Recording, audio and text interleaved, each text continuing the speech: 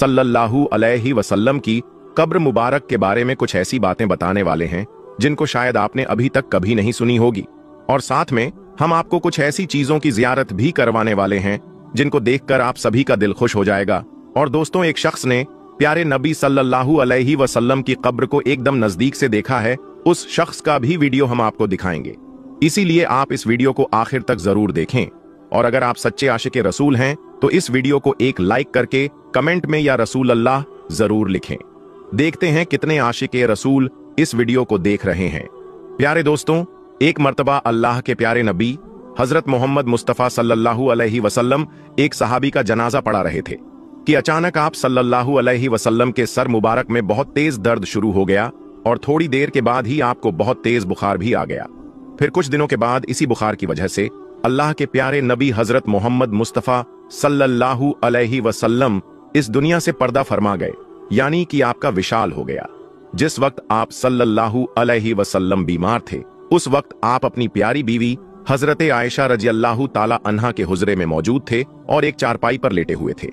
हजरत अबू बकर सिद्दीक रज़ियल्लाहु ताला अन्हु ने फरमाया कि आप सल्लल्लाहु अलैहि वसल्लम को उसी जगह तदफीन किया जाएगा जहां पर आपका विशाल हुआ है, इसीलिए उस चारपाई को वहां से हटाया गया जिस पर आप लेटे हुए थे, और फिर उसी जगह पर यह कब्र तैयार की गई। फिर अल्लाह के प्यारे नबी सल्लल्लाहु अलैहि वसल्लम को हजरत अली और एक सहाबी ने मिलकर गुस्ल दिया और फिर वहीं पर हजरत आयशा के हुजरे में आपको तदफीन कर दिया गया। उसके बाद जब हजरत अबू बकर सिद्दीक रज़ियल्लाहु ताला अन्हु का जब आखिरी वक्त करीब आया और फिर जब आप इस दुनिया से चल बसे, तो हजरत अबू बकर सिद्दीक रज़ियल्लाहु ताला अन्हु को अल्लाह के प्यारे नबी हजरत मोहम्मद मुस्तफ़ा सल्लल्लाहु अलैहि वसल्लम के बाजू में ही दफन कर दिया गया। फिर कुछ दिनों के बाद जब हजरत उमर फारूक रज़ियल्लाहु ताला अन्हु का आखिरी वक्त करीब आया और फिर जब आप इस दुनिया से चल बसे, तो हजरत उमर को हजरत अबू बकर के बाजू में दफन कर दिया गया। इस तरह से फिर एक जगह पर 3 कब्रें तैयार की गई। और प्यारे दोस्तों, जैसा कि हमने आपको बताया कि हजरत आयशा सिद्दीका रज़ियल्लाहु ताला अन्हा के हुजरे में रसूलुल्लाह सल्लल्लाहु अलैहि वसल्लम और हजरत अबू बकर सिद्दीक को तदफीन कर दिया गया था। तो ये दोनों तो हजरत आयशा सिद्दीका रज़ियल्लाहु ताला अन्हा के महरम थे, तो उनके हुजराए मुबारक में और कब्रों के दरमियान कोई पर्दा नहीं था। लेकिन जब हजरत उमर रज़ियल्लाहु ताला अन्हु का विशाल हुआ, तो उनको भी हजरत अबू बकर सिद्दीक के बाजू में तदफीन कर दिया गया। तो जब हजरत उमर को हजरत आयशा सिद्दीका रज़ियल्लाहु ताला अन्हा के हुजरे में तदफीन कर दिया गया, यानी नबी करीम सल्लल्लाहु अलैहि वसल्लम के बाजू में तदफीन कर दिया गया, तो हजरत आयशा ने अपने हुजरे और कब्रों के दरमियान एक पर्दा लगा दिया, क्योंकि हजरत उमर नाम हरम थे, यानी कि आधी जगह पर हजरत आयशा रह रही थी और बाकी की आधी जगह पर 3 कब्र मुबारक थी। एक कब्र प्यारे नबी सल्लल्लाहु अलैहि वसल्लम की, और दूसरी कब्र हजरत अबू बकर सिद्दीक की, और तीसरी कब्र हजरत उमर रज़ियल्लाहु ताला अन्हु की थी। दोस्तों, हम आपको यह भी बता दें कि जो ये तीसरी कब्र मुबारक थी, यहाँ पर हजरत आयशा रज़ियल्लाहु ताला अन्हा की ये ख्वाहिश थी कि वहां पर उनकी कब्र मुबारक होनी चाहिए, लेकिन हजरत उमर फारूक ने हजरत आयशा से दरखास्त की थी, इसीलिए ये जगह हजरत आयशा ने हजरत उमर को दे दी। फिर हजरत आयशा को जन्नतुल बकी में तदफीन कर दिया गया। उसके बाद में जो हजरत आयशा के घर पर छत पड़ी हुई थी, वो छत भी कमजोर होने लगी। फिर एक बार जोरदार बारिश हुई। उस बारिश में हजरत आयशा के घर की छत गिर गई और साथ में घर की एक दीवार भी गिर गई। उस वक्त हजरत उमर बिन अब्दुल अजीज का दौर था। उस वक्त उन्होंने काले पत्थर की दीवार बना दी और साथ ही 5 कोनों वाली दीवार भी बना दी। इसके 5 कोने इसीलिए रखे गए ताकि कोई इसको मुकद्दस जगह जानकर इसका तवाफ करना शुरू न कर दे।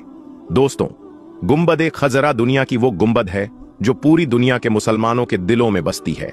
कोई भी ऐसा मुसलमान नहीं होगा जिसके दिल में गुंबद खजरा की जियारत की ख्वाहिश ना होगी। हम आपको बता दें कि गुंबद खजरा की जियारत तो हर आम और खास कर ही लेता है, लेकिन गुंबद के अंदर मौजूद कब्रों की जियारत की तमन्ना ना तो आज तक किसी खास की हुई है और ना ही किसी आम की हुई है। हर किसी की पहुंच सिर्फ उन सुनहरी जालियों की ही है जो रोजाए रसूल सल्लल्लाहु अलैहि वसल्लम के इर्द गिर्द 4 दीवारी की जालियां हैं। दोस्तों, हम आपको यह भी बता दें कि रोजाए रसूल सल्लल्लाहु अलैहि वसल्लम के अंदर की जियारत करने वाले इन 5 कोनों वाली दीवार तक ही जा पाते हैं।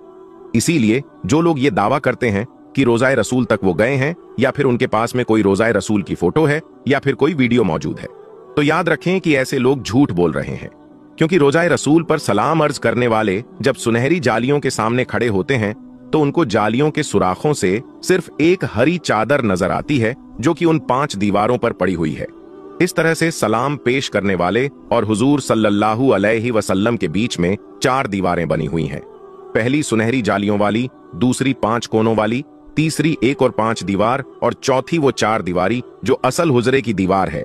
इस तरह से रोज़ाए रसूल सल्लल्लाहु अलैहि वसल्लम के पास आज तक कोई भी नहीं जा पाया है। आज तक सिर्फ एक मौका आया है जब कोई रोज़ाए रसूल सल्लल्लाहु अलैहि वसल्लम के करीब में पहुंचा है। कहा जाता है कि तकरीबन 8 सदियों तक आज तक कोई भी शख्स अल्लाह के प्यारे नबी हजरत मोहम्मद सल्लल्लाहु अलैहि वसल्लम की कब्र मुबारक को नहीं देख पाया था।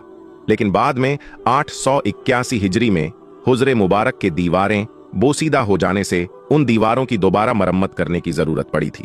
उस वक्त के नामवर मुअल्लिक फकी अल्लाह नूरुद्दीन अबुल हसन मदीना में मौजूद थे, जिनको उन दीवारों की मरम्मत करने की शादत हासिल हुई थी। वो लिखते हैं कि 14 शाबान 881 हिजरी को 5 दीवार पूरी तरह से ढा दी गई थी। उस वक्त हमने देखा कि अंदरूनी 4 दीवारी में भी काफी दरारें पड़ी हुई थीं, इसलिए फिर हमने उनको भी ढहा दिया। अब हमारी आंखों के सामने मुकद्दस हुजरा मुबारक था।